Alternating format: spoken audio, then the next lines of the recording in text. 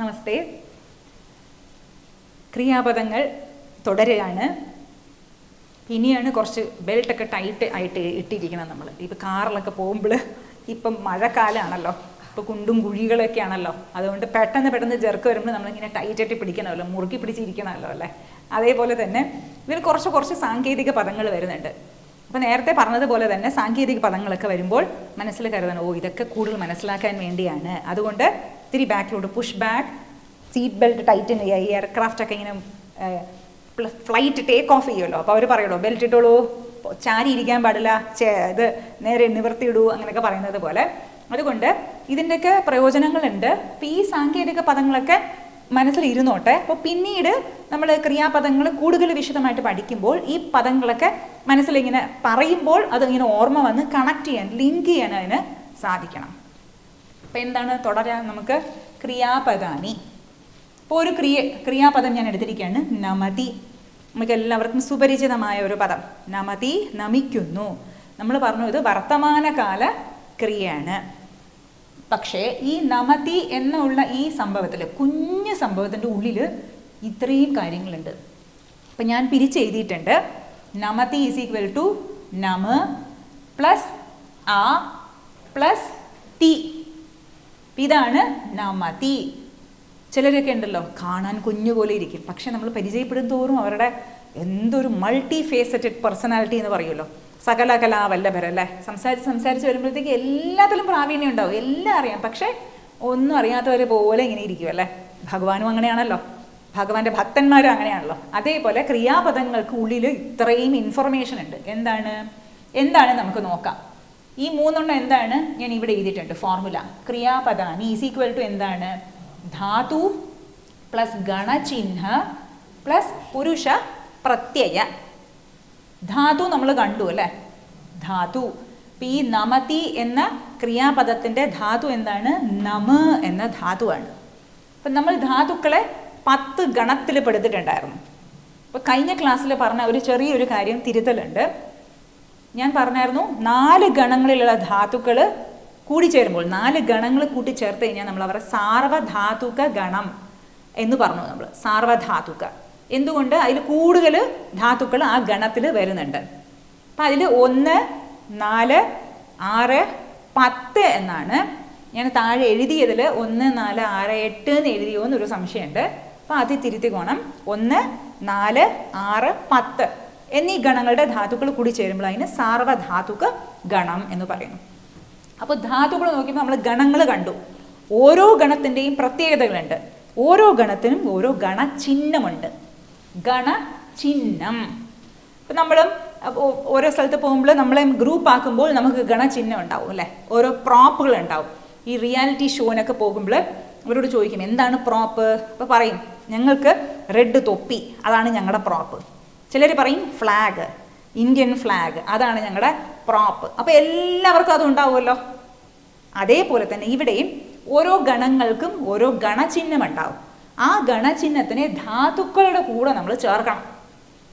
അപ്പം ആ ഗണത്തിലുള്ള ഏത് ധാതുവാണെങ്കിലും ആ ധാതുവിൻ്റെ കൂടെ ക്രിയാപദം ഉണ്ടാക്കുമ്പോൾ ആ ഗണചിഹ്നം ചേർക്കണം നമ്മൾ. ഈ നമ എന്ന ധാതു പ്രഥമ ഗണത്തിലുള്ളതാണ്, ഒന്നാമത്തെ ഗണം. ഈ ഒന്നാമത്തെ ഗണത്തിൻ്റെ ഗണചിഹ്നം ആ എന്നാണ്.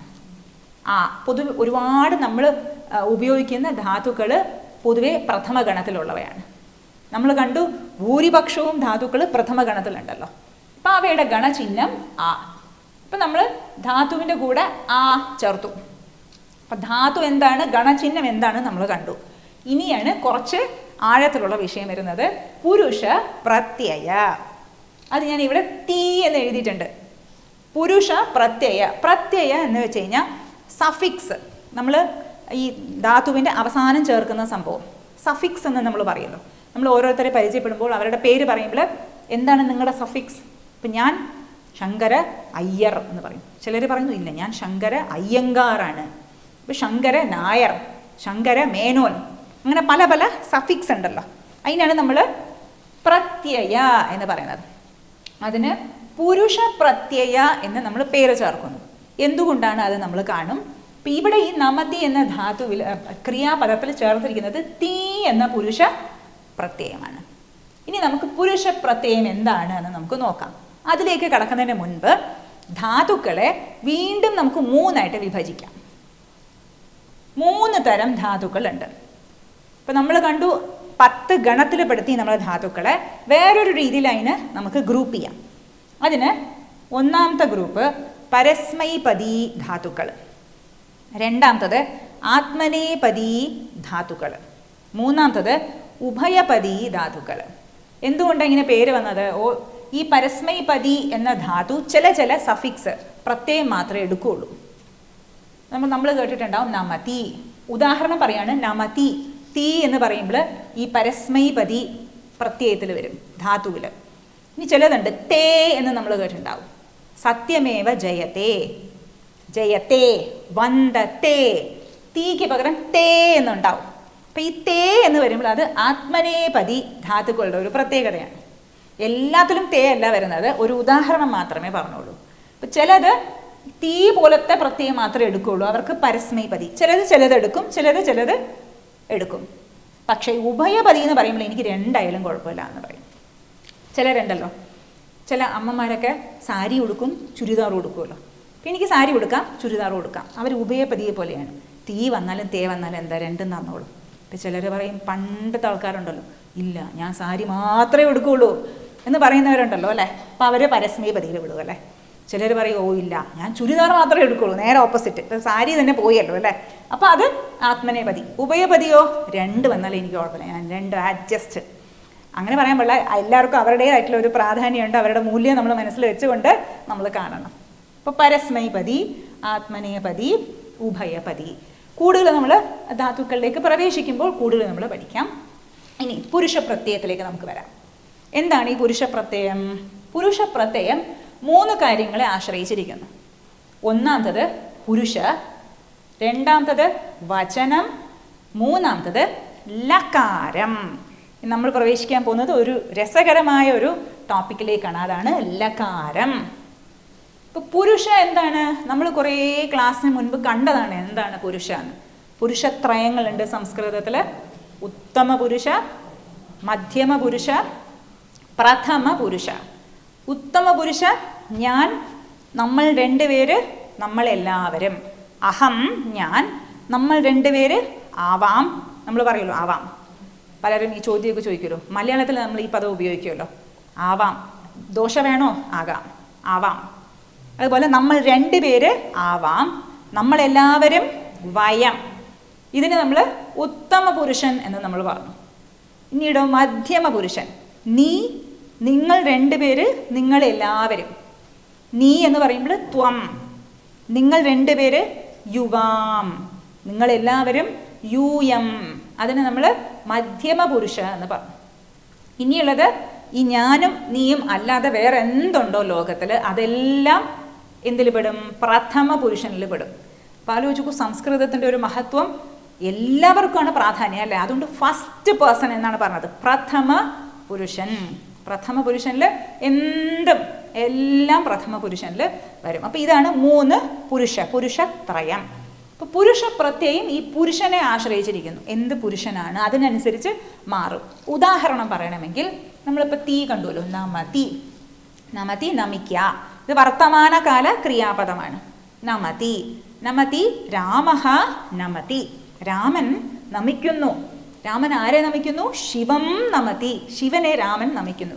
രാമൻ്റെ ഇഷ്ടദൈവം ശിവനാണല്ലോ, അതുകൊണ്ട് ശിവനെ നമിക്കുന്നു. പക്ഷെ അതേ സ്ഥലത്ത് ഞാനും നമിക്കുന്നു. അപ്പോൾ എങ്ങനെ വരും? അഹം നമതി എന്നല്ലല്ലോ വരിക, അഹം നമാമി എന്നാണല്ലോ വരിക. നമാമി. അപ്പം അവിടെ കണ്ടോ, മാറി, ഈ തീ മാറി ആമി എന്ന് വന്നുവല്ലോ. ഇനി നീയും നമിക്കുന്നുവല്ലോ.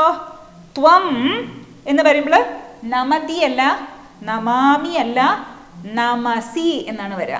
നമസി. അപ്പോൾ പുരുഷൻ വ്യത്യസ്തമാകുമ്പോൾ അതിൻ്റെ പ്രത്യയം വ്യത്യസ്തം വരുന്നുണ്ടല്ലോ. ഇനി രണ്ടാമത്തെ ഘടകം വചനം. വചനത്തിനെയും ആശ്രയിച്ചിരിക്കുന്നു. വചനം എന്ന് പറയുമ്പോൾ സംസ്കൃതത്തിൽ നമ്മൾ കണ്ടിട്ടുണ്ട് ഏകവചനം, ദ്വിവചനം, ബഹുവചനം. ഇനി രാമൻ്റെ കാര്യം തന്നെ എടുക്കാം. രാമഃ നമതി, രാമൻ നമിക്കുന്നു. ഇനി രണ്ട് രാമന്മാർ, ബലരാമനും രാമനും, ബലരാമനും കൃഷ്ണനും, രണ്ടുപേര് രാമൻ എന്ന പദം കൊണ്ട് വിളിക്കാം നമുക്ക്. അപ്പം രാമ, അപ്പം അവിടെ രണ്ടുപേരുണ്ട്. അപ്പോൾ രാമൗ, രാമഹ രാമൗ. രാമൗ എന്ന് പറയുമ്പോൾ നമതി അല്ലല്ലോ വരിക, അതിൻ്റെ ദ്വിവചന രൂപം എന്താണ്? നമതഹ. രാമൗ നമതഹ. ഇനി രാമാഹ, പല രാമന്മാരുണ്ട്. രാമാഹ നമതി അല്ല, നമതഹ അല്ല, നമന്തി എന്ന് വരും, ബഹുവചന രൂപം. അപ്പോൾ വചനം അനുസരിച്ച് ഈ പുരുഷ പ്രത്യയം മാറിക്കൊണ്ടിരിക്കുകയാണല്ലോ. അപ്പോൾ പുരുഷനനുസരിച്ച് മാറും, വചനം അനുസരിച്ച് മാറും. പിന്നീടോ ഇനി മാറുന്നത് ലകാരം അനുസരിച്ച്. എന്താണ് ഈ ലകാരം? ലകാരം നമ്മൾ അകാരം, മകാരം എന്നൊക്കെ നമ്മൾ കേട്ടിട്ടുണ്ടല്ലോ അല്ലേ? അപ്പോൾ ലകാരം എന്ന് വെച്ച് കഴിഞ്ഞാൽ ല എന്ന അക്ഷരം. പക്ഷെ ആ ല എന്ന അക്ഷരം തുടങ്ങി കുറച്ച് കാര്യങ്ങളുണ്ട്. രസകരമായിട്ടുള്ളതല്ലേ ലകാരം? എന്താണ് ഈ ലകാരം? അത് നമുക്ക് അടുത്ത ക്ലാസ്സിൽ നോക്കാം.